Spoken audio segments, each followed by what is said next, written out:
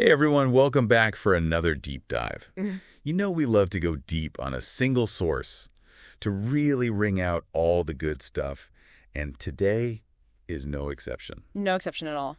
Should be fun. So today's all about discipline, and honestly, who couldn't use a little more of that, right? I know I could. Me too, definitely. It's an ongoing journey for sure, but at least we've got a great guide to help us out today. Absolutely, yeah. We're diving deep into this awesome newsletter from WYZEGURU. Love WYZEGURU. Me too. Such good stuff. So this week's Wise Guru is all about, like I said, discipline, and it's riffing on James Clear's Atomic Habits, which, let's be real, who hasn't heard of Atomic Habits? It's like the productivity book. The Bible, right. Exactly. So if you're listening to this, you're probably already, pretty into personal growth and all that good stuff, but maybe... Yeah, you're looking to level up. Exactly. You're looking to level up. That's what this is all about. Mm-hmm. But just to be clear, this isn't about becoming some kind of like rigid, Right. robot. Exactly. No one wants to be a robot. This is all about finding those little tweaks, those tiny changes you can make that can lead to huge, like massive results in the long run. Small hinges swing big doors. Exactly. I love that. So let's get into it. One of the things that really jumped out at me right away was this idea of the 5-minute focus formula. Oh, yeah, that's a good one. Classic. Because we've all been there, right? You got this huge task, or even like a small task that feels huge in the moment. It's just looming over you. Yeah, and you just keep putting it off and putting it off. Procrastination station. Yes. So what is this magical formula all about? Well, it's actually really simple, but super effective. It's about using a little bit of psychology to kind of trick your brain. Basically, you just tell yourself, okay, I'm only going to work on this for 5 minutes.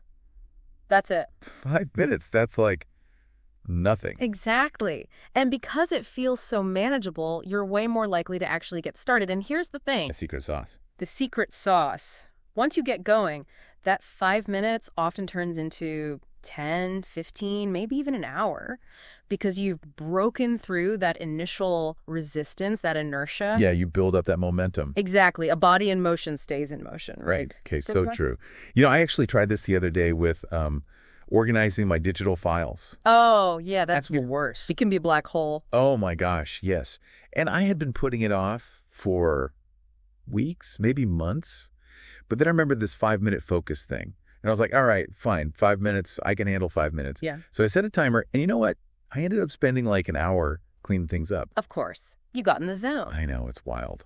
But it really works. It's amazing what a little shift in perspective can do. And the best part is this applies to so many areas of life, not just work tasks.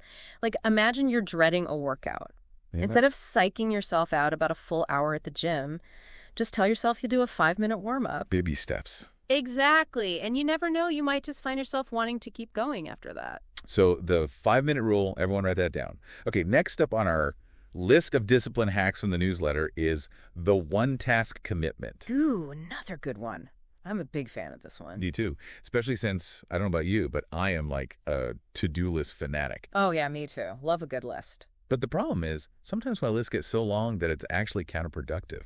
It's like I just get overwhelmed just looking at it. Totally. Analysis paralysis. Too many options. Exactly. So the one-task commitment is like the antidote to that, right? It is. It's all about simplifying, prioritizing, and really focusing your energy on what matters most.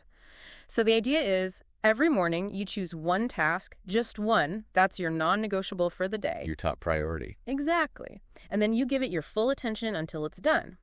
By doing this, you not only dramatically increase your chances of actually completing that task, but you also get this huge boost of accomplishment. Which then, in turn, motivates you to tackle other things on your list. Exactly. It's like a dominant effect. Yeah. One win leads to another. I love that. Okay, now, the newsletter also talked about this concept called environment design, which I'll admit sounded kind of intimidating at first. It sounds very official. It does. But it's actually really simple and makes total sense. It's all about recognizing that our environment, our surroundings, they play a huge role in shaping our behavior. Whether we're conscious of it or not, our environment is constantly sending us cues that can either support or sabotage our goals. So true. The newsletter gave this example of, like, if you want to read more before bed, put a book on your pillow.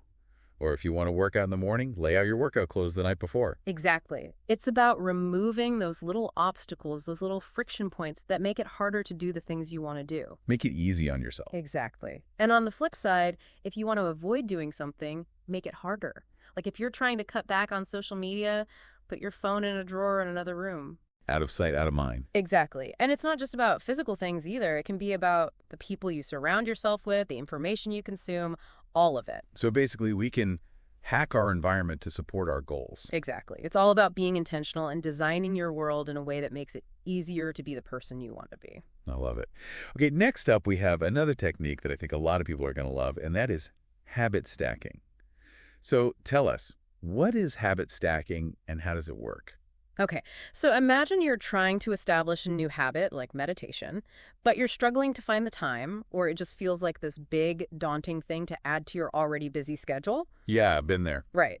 So with habit stacking, instead of trying to create a whole new slot in your day for this new habit, you simply attach it to an existing habit that you already do consistently. So you're like piggybacking on an existing routine. Exactly. So for example, maybe you brush your teeth every morning and every night.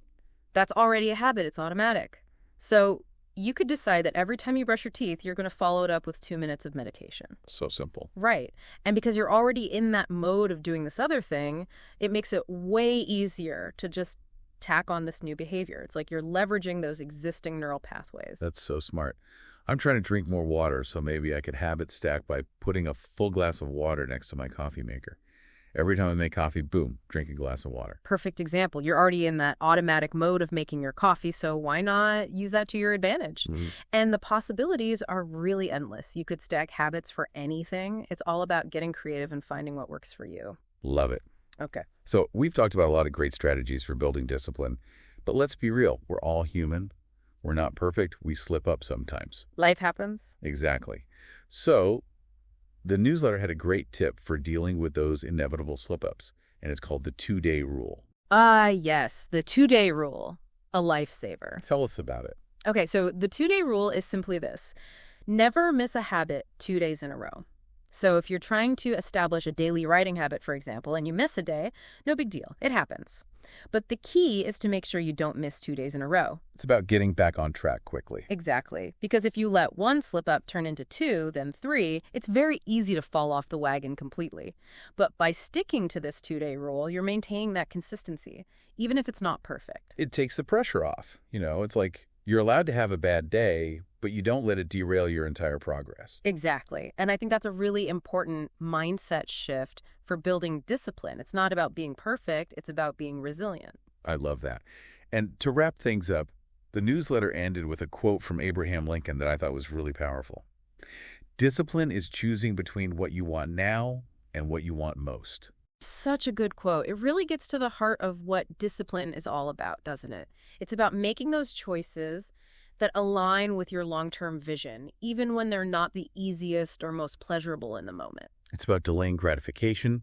It's about playing the long game. Exactly. So to kind of sum all this up, I think the biggest takeaway here is that discipline isn't about some huge overnight transformation.